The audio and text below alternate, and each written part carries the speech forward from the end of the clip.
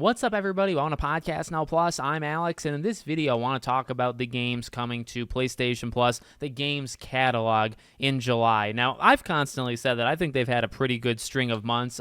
Sometimes they'll have really massive disappointments with games leaving the service, and sometimes the games leaving can actually be bigger than the games coming, but I think overall they've done a really good job the last couple of months. That's just me. I see a lot of people saying it's the exact opposite on social media, whatever. Want to look at it here. Some of the big ones. I want to focus on the bigger ones because I think this is a gigantic month. So Cyberpunk 2077, Banishers, Ghosts of New Eden, and Planet Zoo. Those would really be the three that I would focus on. But you even have down here like Tropico 6 is a big one. And this is the month to go along with the show, which I love that they're doing this. I wish they kind of did this thing more often, although it'd kind of be hard. Twisted Metal 3 and Twisted Metal 4 are both going to be playable for the Classics catalog.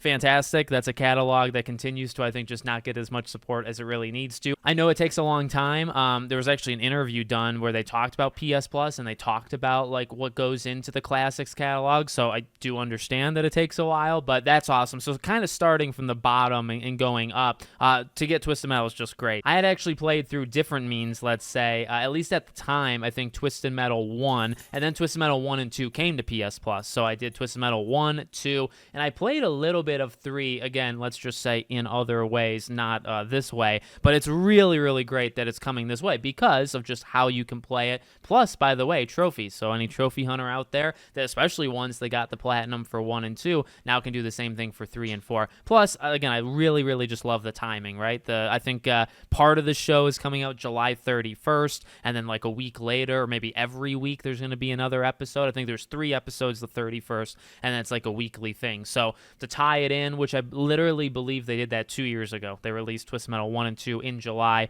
and then July into August is when the Twisted Metal show season 1 came out. So that's awesome. Great franchise, a franchise that needs to return, by the way. We've talked about that before. And then just, the big hitters. I mean, Cyberpunk is just massive, and this is a game that I bought physically and I bought day one, and I just have never gone through. It's one of my greatest gaming sins. Now, I think for a while it was looking rather good that I never gave it a chance, but it's rebounded quite well as I see. So I'm glad I still have it. I never traded it in. It's still on my PS4 collection. So one day I'll go back, but hey, I mean, if you don't have it physically or you don't have it at all, now's your chance, right, to get one of the bigger games of the last 5-6 years to get it through this. Then we have Banishers. I mean, look, if it was just like Cyberpunk and then Twisted Metal, a couple other ones, I still think like Cyberpunk is so big, right? Like that really could just drive the whole month. But when it comes to Banishers, I've said it multiple times on both of these channels. One of my favorite games, really of the last 5, 10, I mean, you could really probably go forever. One of the better games to come out. I've said it constantly. Sometimes they'll get pushback, but I think people generally agree,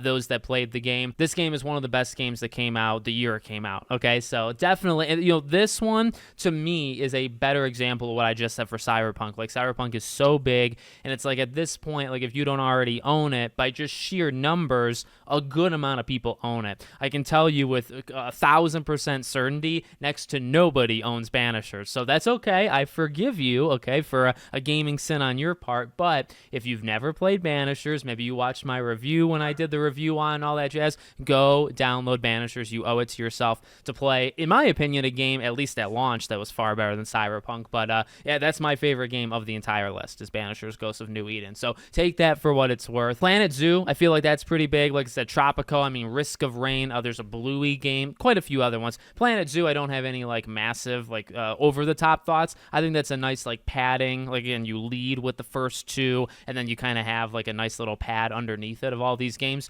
Really good list. And by the way, July is a rough kind of month, right? July is probably, in terms of this gaming year, the weakest in terms of just new games that are coming out. There are definitely games. It's not like there's no month where no game comes out, but there's probably the least amount of a lot of the months in the year so far. So if you're looking for something to do, now you have a couple things, I guess, to do, unless you want to go outside or something. So let me know what you think in the comments. Make sure, as always, you're subscribed to the channel, bell icon turned on, and I hope to see you all on the next one.